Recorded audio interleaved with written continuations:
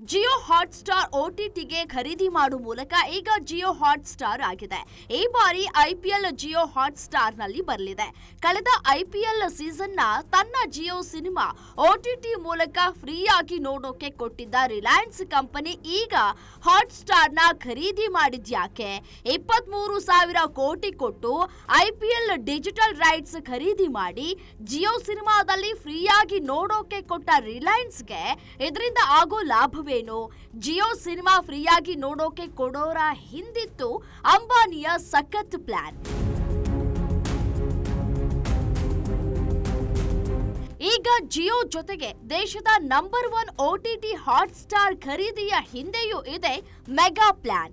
2023ರಲ್ಲಿ ನೆಟ್ಫ್ಲಿಕ್ಸ್ಗೆ ಒಟ್ಟು 62 lakh paid subscribers ಇದ್ರು. ಅದೇ ತರ ಅಮೆಜಾನ್ ಪ್ರೈಮ್ ಅನ್ನು ಒಟ್ಟು 1,20,00,000 ಜನ ಕಾಸು ಕೊಟ್ಟು ಸಬ್ಸ್ಕ್ರೈಬ್ ಮಾಡಿ ಚಂದಾದಾರರಾಗಿದ್ರು. ಆದ್ರೆ ಈ ಎರಡೂ ದೊಡ್ಡ OTTಗಳನ್ನ ಹಿಂದಿಕ್ಕಿದ್ದು ಮಾತ್ರ ಹಾಟ್‌ಸ್ಟಾರ್ ಒಟ್ಟು 50 ಮಿಲಿಯನ್ ಅಂದ್ರೆ 5 ಕೋಟಿ ಚಂದಾದಾರರನ್ನ ಹೊಂದಿದ್ರು. ಇದಕ್ಕೆ ಕಾರಣ IPL ಹಾಗೂ ಕ್ರಿಕೆಟ್.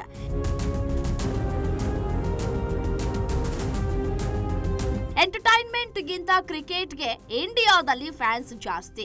ಎಂಟರ್ಟೈನ್ಮೆಂಟ್ಗೆ ಹಣ ಹಾಕೋ ಬದಲು ಕ್ರಿಕೆಟ್ಗೆ ಹಣ ಹಾಕಿದ್ರೆ ದುಡ್ಡು ವಾಪಸ್ ಅಂತ ಹಾಟ್‌ಸ್ಟಾರ್ ಪ್ರೂವ್ ಮಾಡ್ಕೊಂಡಿತ್ತು. ಇದೇ ಕಾರಣಕ್ಕೆ 2024ರಲ್ಲಿ ವಯಾಕಾಮ್ ಮೂಲಕ ರಿಲಯನ್ಸ್ IPL ಡಿಜಿಟಲ್ ರೈಟ್ಸ್ ಖರೀದಿಸಿ ಫ್ರೀಯಾಗಿ ನೋಡೋಕೆ ಕೊಡ್ತು. ಆಗ ಹಾಟ್‌ಸ್ಟಾರ್ ಬರೋಬ್ಬರಿ 2 ಕೋಟಿ ಸಬ್ಸ್ಕ್ರೈಬರ್ಗಳನ್ನ ಒಟ್ಟಿಗೆ ಕಳೆದುಕೊಳ್ತು. ಸ್ಟಾರ್ ನೆಟ್ವರ್ಕ್ಗೆ 12,000 ಕೋಟಿ ಲಾಸ್ ಆಯ್ತು. ಇದೇ ಸರಿಯಾದ ಟೈಮ್ ಅಂದ್ಕೊಂಡು ಹಾಟ್‌ಸ್ಟಾರ್ ಖರೀದಿಗೆ ಮುಂದಾಯ್ತು ಜಿಯೋ. ಅಲ್ಲಿ ಗೆಲ್ತು ಕೂಡ.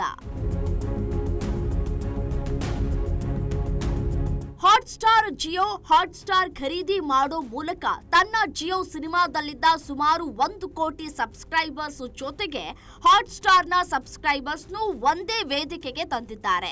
ಈ ಮೂಲಕ ನೆಟ್ಫ್ಲಿಕ್ಸ್, ಅಮೆಜಾನ್ ಪ್ರೈಮ್ ಸೇರಿದಂತೆ ಭಾರತದ ಎಲ್ಲಾ OTT ಪ್ಲಾಟ್ಫಾರ್ಮ್ಗಳನ್ನ ಮುಗಿಸೋ ಪ್ಲಾನ್ ಮಾಡಿದ್ದಾರೆ ಅಂಬಾನಿ. ಈ ಎಲ್ಲಾ OTT ಬಿಟ್ಟು ಜನ ಜಿಯೋ ಹಾಟ್‌ಸ್ಟಾರ್ನ ನೋಡೋದ್ರಿಂದ ಅಂಬಾನಿಗೇನು ಲಾಭ? ಫ್ರೀಯಾಗಿ ಅಥವಾ ಕಮ್ಮಿ ರೇಟ್ಗೆ ಕೋಟಿ ಕೊಟ್ಟು ಖರೀದಿಸಿದ IPLನ ಜನರಿಗೆ ತೋರಿಸೋದ್ರಿಂದ ಅಂಬಾನಿಗೇನು ಲಾಭ ಅಂದ್ರ? ಎಲ್ಲಿದೆ ನೋಡಿ ಸಾಮಾನ್ಯರಿಗೆ ಅರ್ಥವಾಗದ ಮಾರ್ಕೆಟಿಂಗ್ ಸ್ಟ್ರಾಟಜಿ.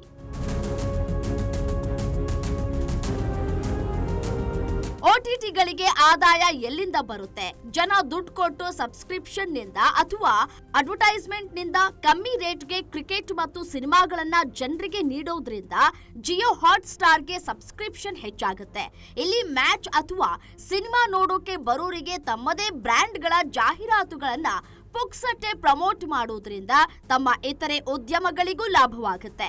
ತಮ್ಮದೇ ಮೊಬೈಲ್ ನೆಟ್ವರ್ಕ್ ಜಿಯೋ ಜೊತೆಗೆ ಈ ಸಬ್ಸ್ಕ್ರಿಪ್ಷನ್ ಉಚಿತವಾಗಿ ನೀಡೋ ಕಾರಣ ಜಿಯೋ ಬಳಕೆದಾರರು ಹೆಚ್ಚಾಗ್ತಾರೆ.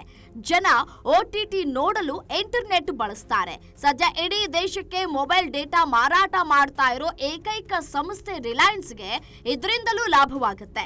ಅಮೆಜಾನ್, ಫ್ಲಿಪ್ಕಾರ್ಟ್ ನಂತ ದಿಗ್ಗಜರನ್ನ ಮೂಲೆ ಗುಂಪು ಮಾಡೋದಕ್ಕೆ ತಮ್ಮದೇ OTT ಸಾಮ್ರಾಜ್ಯ ಸ್ಥಾಪಿಸಿಕೊಳ್ಳೋದು ಅಂಬಾನಿ ಪ್ಲಾನ್.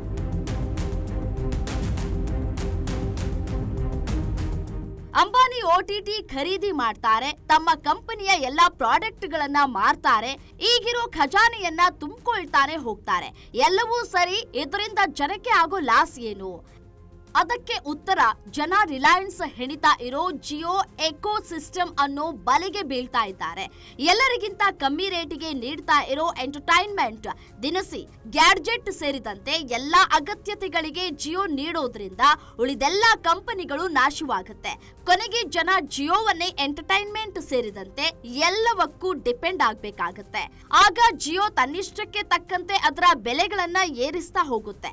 ಜನ ಅನಿವಾರ್ಯವಾಗಿ ಜಿಯೋದಲ್ಲಿ ಕೇಳಿದಷ್ಟು ಹಣ ಕೊಟ್ಟು ಖರೀದಿಸಲೇಬೇಕಾಗುತ್ತೆ. ಈಗ ಮಾಡ್ಕೊಂಡಿರೋ ಲಾಸ್ನ ದುಪ್ಪಟ್ಟು ಲಾಭ ಆಗ ಜಿಯೋ ಮಾಡ್ಕೊಳ್ಳುತ್ತೆ. ಇದಕ್ಕೆ ಕಣ್ಣೆದುರಿಗೆ ಇರೋ ಬೆಸ್ಟ್ ಉದಾಹರಣೆ ಜಿಯೋ ಮೊಬೈಲ್ ನೆಟ್ವರ್ಕ್. ಆಲೋಚಿಸಿ. ಗ್ಯಾರಂಟಿ ನ್ಯೂಸ್, ಸುದ್ದಿ ಖಚಿತ, ನ್ಯಾಯ ನಿಶ್ಚಿತ.